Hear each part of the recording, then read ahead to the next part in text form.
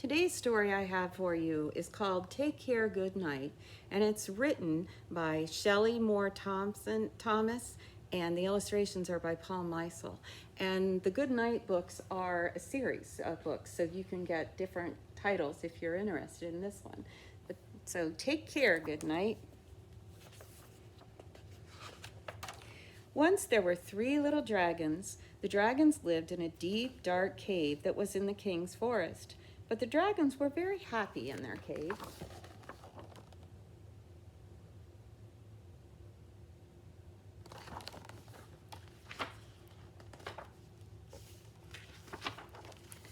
They had a good friend. He was called the Good Knight. Every day he rode his horse, clippity-clop, to the dragon's cave to say, "Good morning, good dragons."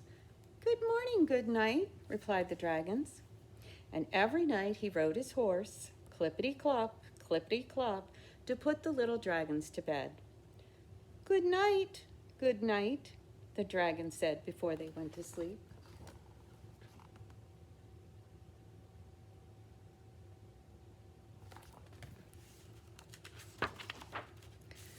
One day, after the Good Knight had ridden off on his horse, clippity-clop, the little dragons heard a knock on the door. It was another friend, the old wizard. "Good day, little dragons. I was wondering if you could help me," the old wizard said. "We will try," said the dragons. "I would like you to watch my cats while I go away for a few days. Can you do it?"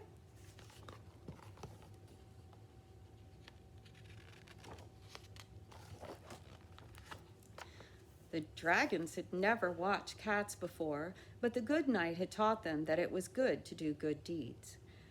"Certainly we will help you," said the dragons. The old wizard was very happy. He told the dragons that he would leave a note with instructions at his cottage. He left them the shiny silver key to his door. "Take care, good dragons," he said, and then he disappeared in a puff of smoke. "This is going to be fun," said the first dragon. "I can hardly wait," said the second dragon. "Yippee," said the third dragon.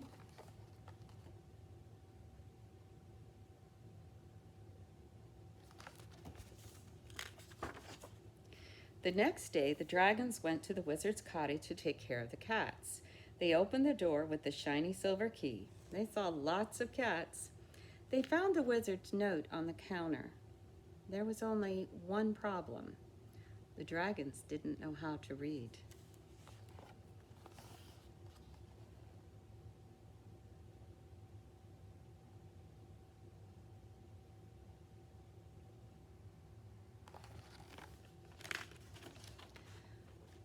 "I think the first thing we're supposed to do is take the cats swimming in the lake," said the first dragon.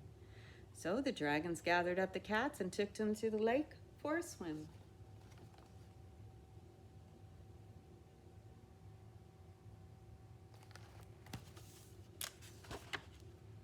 Just then the Good Knight was riding by on his horse. "Good day, good dragon," said the Good Knight. "What are you doing?" "We are taking the wizard's cats for a swim," said the dragons. "He told us to." Cats swimming? That didn't seem right, but if the old wizard said so, it must be true. "Very well," said the Good Knight. "Carry on." But the cats didn't like swimming. They did not like it one bit. They howled and yowled. They quivered and shivered until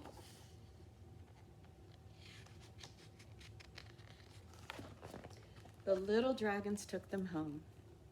Then the little dragons looked at the wizard's note to see what to do next. "I think it says to put the cats in the cupboard," said the second dragon. So the dragons put the cats in the cupboard.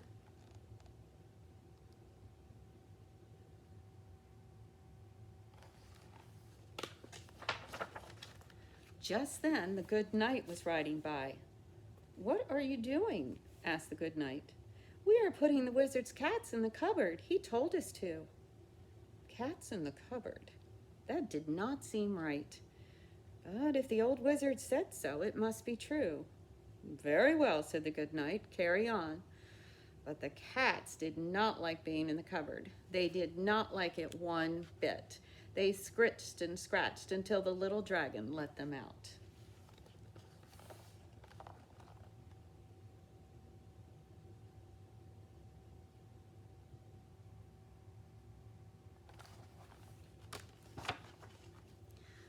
By then, the cats were very thirsty and very hungry, and so were the little dragons.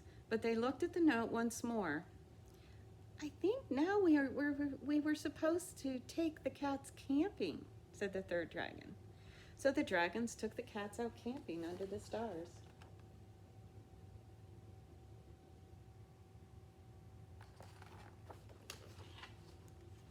What are you doing? Asked the good knight, who was coming to bring the dragons back to their cave. We are taking the cats out camping, said the dragons. The old wizard told us to. Cats camping? That did not seem right, but if the wizard said so, it must be true. Very well, said the good knight, carry on. But the cats didn't like camping. They didn't like it one bit. They jumped and bumped, they clawed and pawed, they cussed and fussed and hissed, and they would not even eat one toasted marshmallow.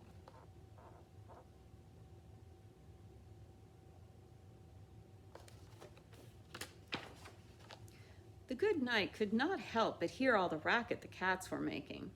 Something doesn't seem right, he thought.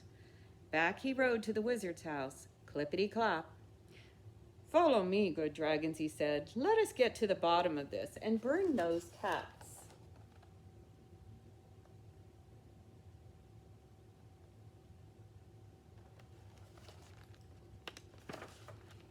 Inside the wizard's house, the good knight found the wizard's note.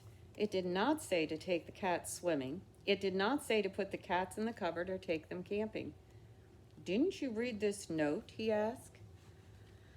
The dragons hung their heads, their eyes filled with drippy, droppy tears.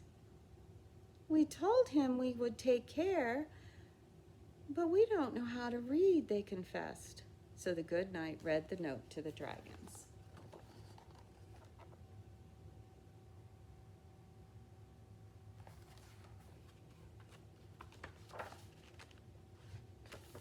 Page down.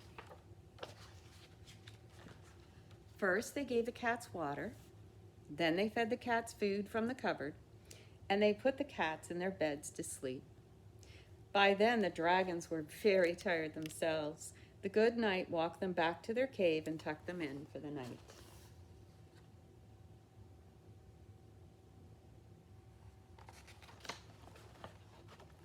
The next day, the wizard came back from his trip. He visited the dragons. Thank you for watching my cats, he said. You did such a good job. I want you to have this. He handed them a tiny baby kitten of their own. And I wanted you to have this, said the good knight. He handed a book to the dragons.